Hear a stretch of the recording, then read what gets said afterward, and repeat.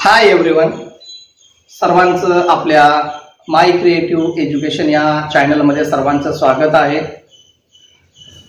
तर मित्रांनो, आपण यूट्यूबच्या माध्यमातून वेगवेगळ्या प्रकारचे व्हिडिओ पाहत असतो। त्यात आपल्याला विशिष्ट प्रकारची माहिती समजायला मिळत असते। त्याच पद्धतीने आपणही आपल्या चॅनलच्या माध्यमातून प्रयत्न करतोय की विद्यार्थ्यांपर्यंत किंवा जे कोण स्पर्धा परीक्षा देणारे असतील, बंधू भगिनी असतील, त्या सर्वांना ती माहिती समजेल यासाठी आपण सुद्धा त्या प्रकारचे प्रयत्न करतोय। परंतु जर आपण पाहिलं तर फारसा रिस्पॉन्स मिळत नाही। जर माहिती उपयुक्त वाटत असेल तर नक्कीच पहा, आणि जर उपयुक्त वाटले असेल किंवा ती माहिती तुम्हाला आवडली असेल तर अधिक विद्यार्थ्यांपर्यंत किंवा अधिक जे कोण आपले बंधू भगिनी असतील त्यांच्यापर्यंत पोहोचवण्यासाठी तो व्हिडिओ जास्तीत जास्त शेअर करा। आणि ह्याच प्रकारची जर तुम्हाला माहिती पाहायची असेल तर आपला चॅनल सबस्क्राइब करून बेल आयकॉन प्रेस करा, जेणेकरून व्हिडिओ अपलोड केल्याबरोबर लगेचच त्याची नोटिफिकेशन आपल्याला मिळू शकेल। तर आपण आपल्या चॅनलच्या माध्यमातून मराठी व्याकरण समजून घेतोय, इंग्रजी व्याकरण समजून घेतोय, त्याचबरोबर गणित आणि बुद्धिमत्ता या संदर्भात काही घटक असतील त्या घटकांची आपण माहिती घेतोय। आजही आपण तशाच पद्धतीने माहिती समजून घेणार आहोत। तर आज आपण ज्या घटकाची माहिती समजून घेणार आहोत तो घटक आहे इंग्रजी वाक्यांसंदर्भात आहे। त्यामध्ये काय म्हटलेलं आहे, everyday English phrases.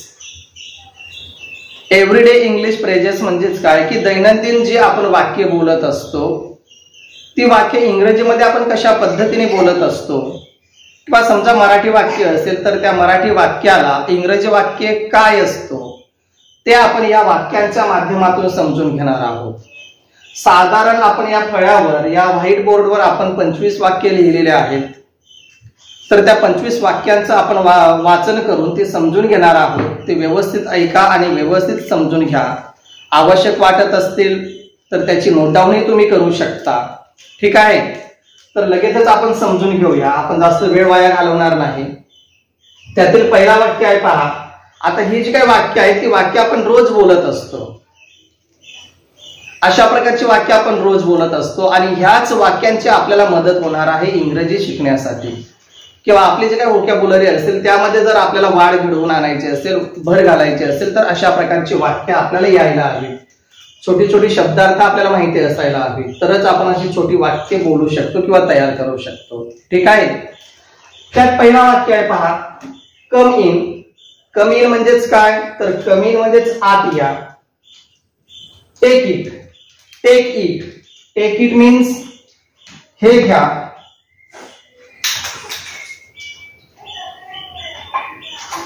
Go there. Go there म्हणजेच काय, पहा तिकडे जा। गो देअर, तिकडे जा। Be seated. बी सीटेड म्हणजेच बसा। Get ready. गेट रेडी बऱ्याच वेळा आपण म्हणत असतो गेट रेडी, तयार व्हा। एखादं काम करायचं असेल किंवा एखाद्या ठिकाणी जायचं असेल तर पटकन आपण तयारी करत असतो, गेट रेडी, आणि आपल्याला विचारत असतात, ठीक आहे। पुढचा आहे take out the book. Take out the book. Take out the book म्हणजेच काय, पुस्तक काढा। Open the book. Open the book म्हणजेच पुस्तक उघडा। ओपन द बुक म्हणजेच पुस्तक उघडा। पुढचं वाक्य पहा, आठवा वाक्य, रीड लाऊडली। रीड लाऊडली म्हणजेच मोठ्याने वाचा। रीड म्हणजेच वाचणे आणि लाऊडली म्हणजेच मोठ्याने, असे शब्द आपल्याला माहिती असायला हवे। Close the window. Close the window. Close the window म्हणजेच काय, खिडकी बंद करा। क्लोज म्हणजे बंद आणि विंडो म्हणजेच खिडकी, ठीक आहे। Latch the door. Latch the door म्हणजेच काय, कडी लावा। आता ही वाक्य आपण ऐकत असतो, ठीक आहे। पुढे आहे give the key. Give the key. Give the key म्हणजेच काय, चावी द्या। पुढचा आहे come back. Come back. Come back म्हणजेच काय, परत या। आता याचे अपोजिट सुद्धा काही सेंटेन्स आहेत, ते आपण पुढच्या व्हिडिओच्या माध्यमातून समजून घेऊया, परंतु आता जे लिहिलेले ते आपण वाचून समजून घेतोय, ठीक आहे। आस्क हिम। आस्क हिम म्हणजेच काय? आस्क म्हणजे विचारणे, हिम म्हणजेच काय? आपण प्रोनाउनचा जो काही व्हिडिओ पाहिलेला आहे त्या शब्द आपण समजून घेतलेले आहे. आस्क हिम म्हणजेच त्याला विचारा. Get up, get up, get up म्हणजेच काय? उठा. पुढचा आहे 15वा कॉल देम, कॉल देम म्हणजेच त्यांना बोलवा. पुढचा आहे कीप क्वाइट, कीप क्वाइट, शांत बसा. गेट लॉस्ट, गेट लॉस्ट म्हणजेच काय? इथून जा, चालते वा.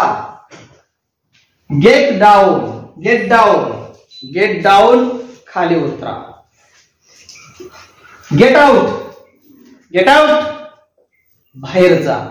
ठीक आहे, तुम्ही गेट आउट होऊ नका. वाक्य आहे ते वाक्य आपण वाचतोय. गेट आउट म्हणजेच बाहेर जा. Switch on the TV, switch on the TV, switch म्हणजेच बटन, ऑन म्हणजे चालू करणे. ठीक आहे, स्विच ऑन द टीव्ही म्हणजेच टीव्ही चालू करा. Increase the volume, increase, increase म्हणजेच काय? वाढवा. काय वाढवा? तर व्हॅल्यूम, व्हॅल्यूम म्हणजेच काय? आवाज. इन्क्रीज द व्हॅल्यूम, आवाज वाढवा. इन्क्रीज द व्हॅल्यूम, आवाज वाढवा. ओके, पुढचा reduce the speed, reduce the speed, reduce the speed म्हणजेच काय? जास्त वेग कमी करा. बऱ्याच वेळा आपण ट्रॅव्हलिंग करत असतो, ट्रॅव्हलिंग करत असताना आपल्याला ह्या प्रकारची वाक्य पाहायला मिळत असतात, शब्द पाहायला मिळत असतात. रिड्यूस द स्पीड, वेग कमी करा. ओके, पुढचा वाक्य पहा. पुढचा वाक्य काय आहे? Give me a glass of water, give me a glass of water म्हणजेच काय? मला एक ग्लास पाणी द्या. तर विद्यार्थी मित्रांनो, बऱ्याच वेळा आपल्याला ह्या प्रकारचे वाक्य दैनंदिन व्यवहारामध्ये आपण ही वाक्य वाचत असतो किंवा आपल्याला बोलण्याची आवश्यकता असते. अशा वेळेस आपल्याला ही वाक्य बोलता यावीत म्हणून आपण ही वाक्य समजून घेतोय. आपण म्हटलेलं आहे की दैनंदिन बोलली जाणारी इंग्रजी वाक्य. ठीक आहे, की आपण सुरुवात करतोय. सुरुवातीपासून जर आपण ह्या प्रकारची वाक्य समजून घेतली तर नक्कीच आपल्याला इंग्रजी बोलण्यासाठी मदत होऊ शकते. आणि म्हणून तुम्हाला सुरुवातीला सांगितलं की जर वाक्य महत्वाचे वाटत असतील तर ते नोट डाऊन करून ठेवा किंवा व्यवस्थित ऐका आणि ते समजून घ्या. ठीक आहे, व्हिडिओ आवडला असेल तर लाईक करा आणि अधिक विद्यार्थ्यांपर्यंत पोहोचवण्यासाठी तो शेअर करा. आणि अशाच प्रकारे आपण नवनवीन व्हिडिओच्या माध्यमातून माहिती समजून घेणार आहोत. त्यासाठी ते व्हिडिओ तुम्हाला हवे असतील किंवा पाहायचे असतील तर चॅनल सबस्क्राईब करून बेल आयकॉन प्रेस करा, जेणेकरून त्याची नोटिफिकेशन मिळू शकेल. पुढचा वाक्य आहे कन्वे हिम, कन्वे हिम म्हणजेच काय? कन्वे, कन्वे म्हणजेच काय? कळवणे. कन्वे हिम म्हणजे त्याला कळवा. समजा एखादा मेसेज असेल किंवा एखादा निरोप असेल ते त्याला कळवायचं आहे. आणि शेवटचा आहे शो मी, शो मी म्हणजेच काय? मला दाखवा. जे काय असेल ते. Show me your pen, show me your hand, आपण लगेच हात दाखवू शकतो.